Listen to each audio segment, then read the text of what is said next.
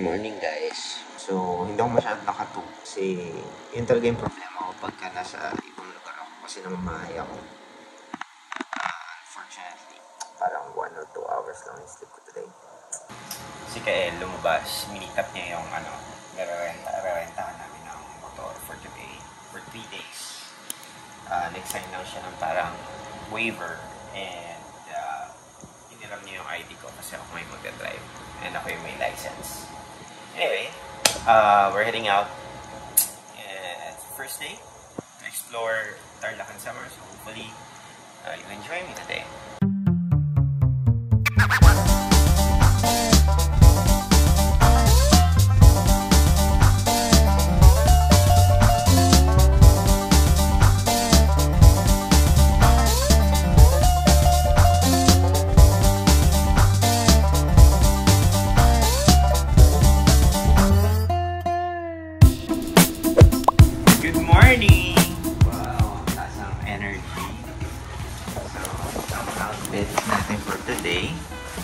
We are heading to Sohoton Caves in Samar.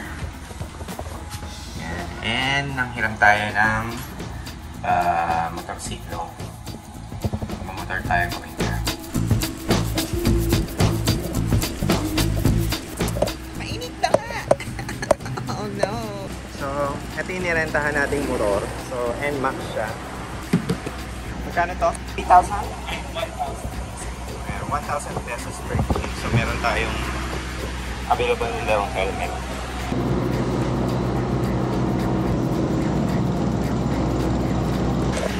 So, unfortunately, hindi ko mapagana. Nag-i-error siya. So, hindi ko alam kung paano siya papagana. Kaya pinatawag namin yung mayari. Yung single mayari.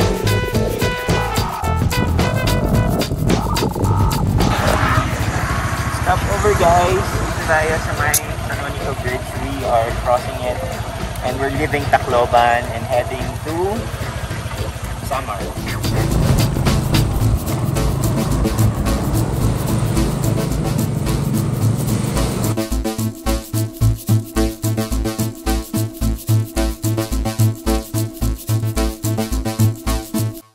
Nasaan tayo?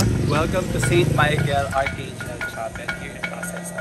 Nilagay niya talaga sa itinerary ito kasi kapangalan niya. Yun lang yung reason. Wala talagang parking, no? So guys, nandito tayo sa Pasay, Samar. Sinamahan lang natin si Michael kasi gusto niya pumunta dito sa chapel nila. So nag-park na kami sa kalsada kasi hindi ko alam saan magpa-park. Saan yung entrance.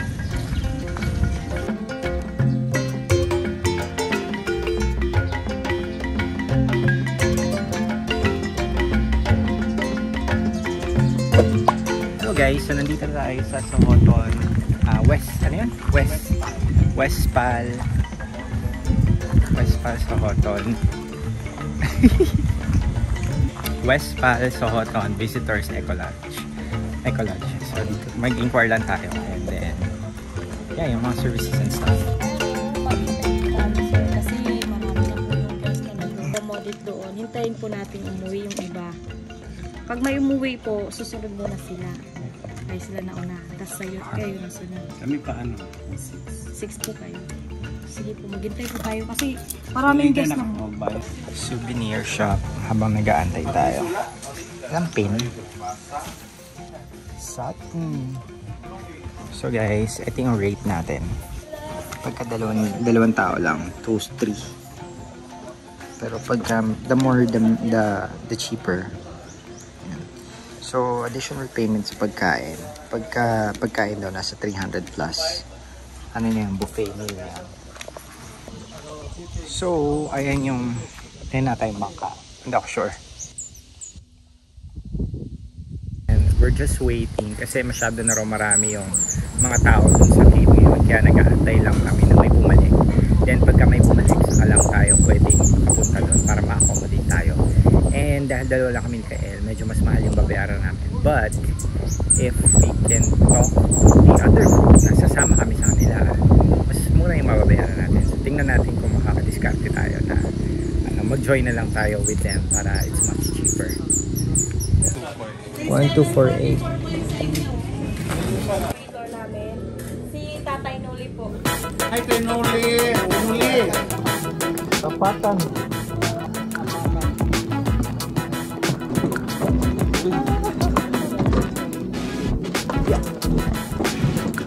Hanggang dito ba kuya? Or dito lang? 200.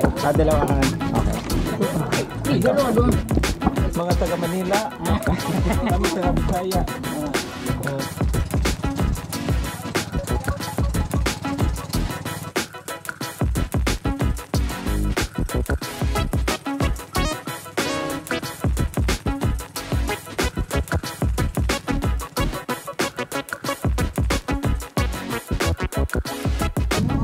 Ayaw, usa kayo naghagod po.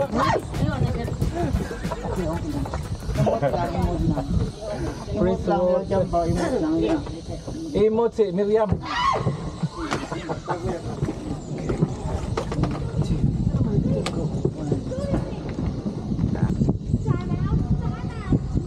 Siya rin, si kuya rin yung ano natin papalik. So guys, nandito na tayo sa Sohoton Cave and Natural Bridge, Basay, Samar. And start na tayo ng ating adventure.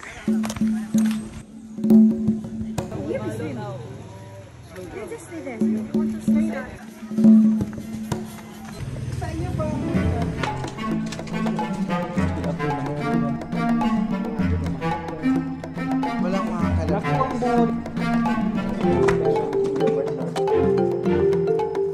Okay, so good noon.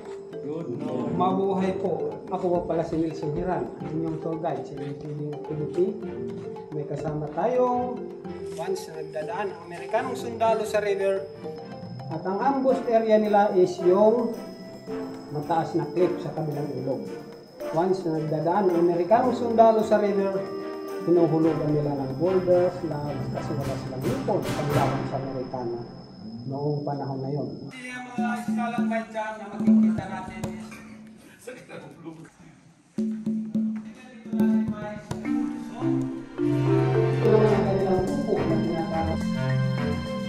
dito, ito naman ang elephant.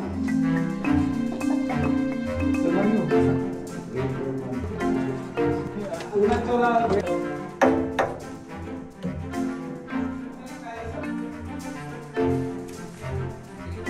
Sinong Rose?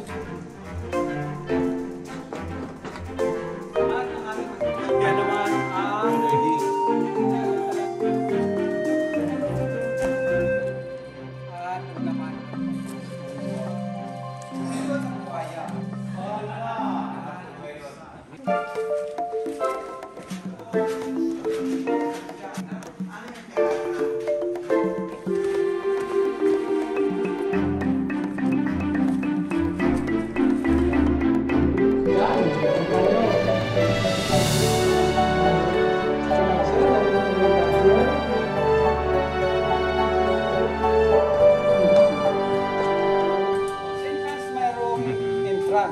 side seat, ito yung isang side.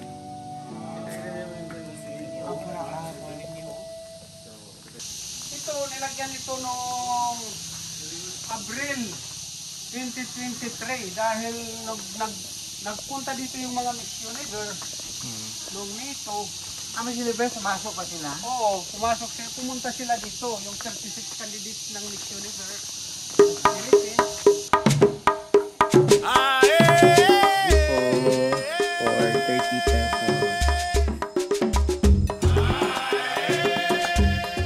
Kayak naman kami guys.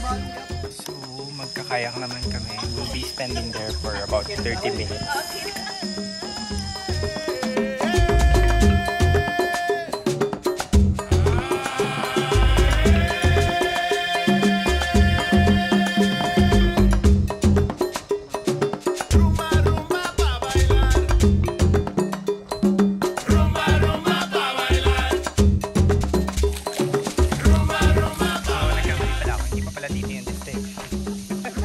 Akala ko dito na kayo maligo. Ano lang pala, bababa lang kasi low tide.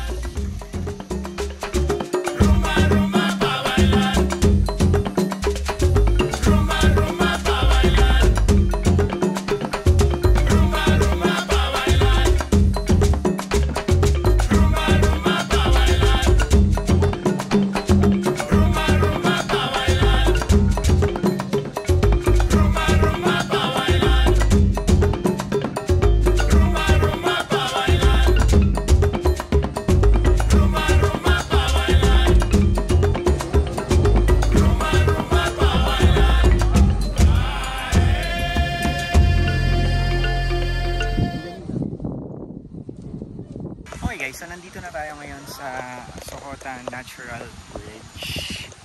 Yan. So, kaya sinabing natural bridge kasi merong parang dalawang boulders doon na nagdikit. Tapos, pwede ka mag-swim dito kasi mababaw lang siya. And then, we are gonna stay here for about 30 minutes.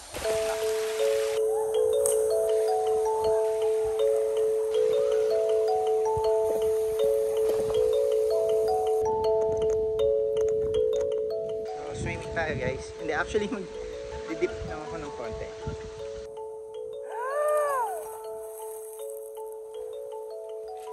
Buwis buhay!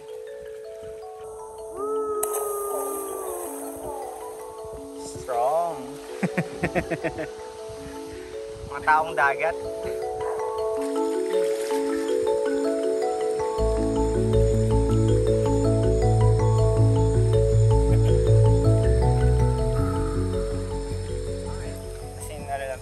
Quick dip lang tayo.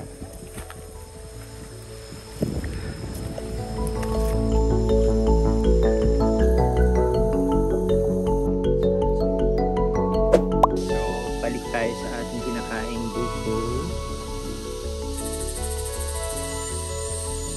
Sa mga nagtatanong, kung nandito ka sa Sohotan Cave, meron naman silang available na CR dito. Check natin kung malinis siya.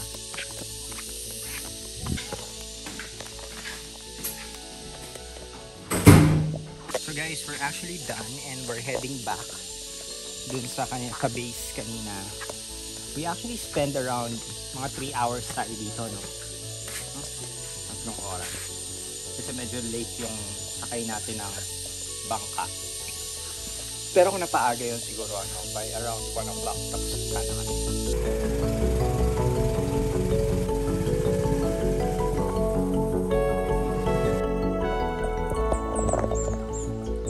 So we're back and balik na tayo ng Tacloban City, but second agenda natin is to look for food. Ayan, hanap tayo ng makakainan. Meron actually pagkain dito, kaya lang medyo pricey kasi, so hanap tayo ng mumurahing karinderya pwede natin kainan. Let's go. Refill tayo ng water, 3 pesos. Palit naman kami, siya naman ang driver for today. Baka naman ang angkas.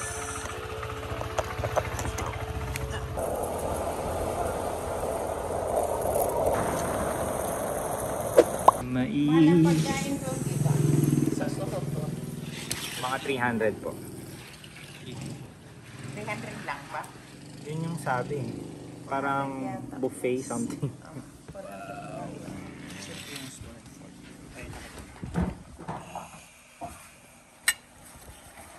Lalo, ito yung dinner late lunch.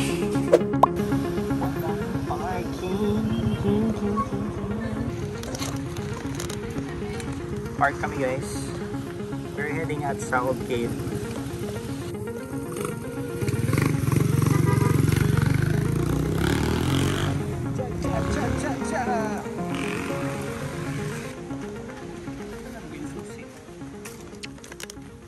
Sakot ka mo, tuloy po kayo. Welcome. Entrance fee here is 20 pesos. 20 pesos lang siya. Until what time po kayo? 5 o'clock. Okay. 1, 2. Ang cute to. Papatok to sa Amerika. Ilang kilo po kaya nito?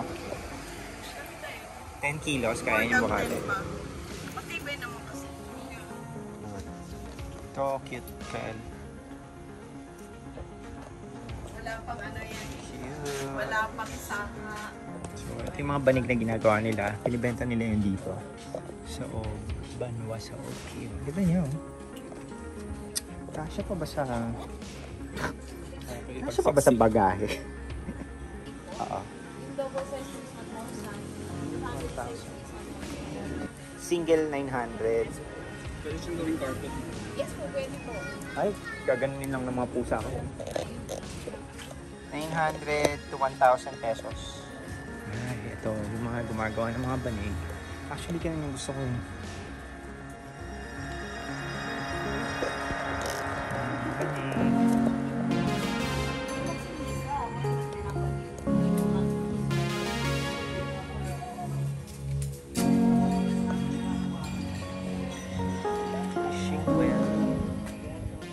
wish you well. Ikot-ikot lang kami dito sa Saob. Actually, ang daming mga halaman. Ayun o.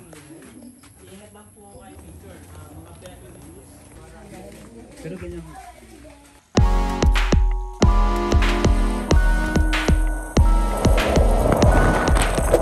We are having dinner here at Jepoy's Grill, guys. Walang ice pa. Lalim pala. Yay! Pasyo na tuna.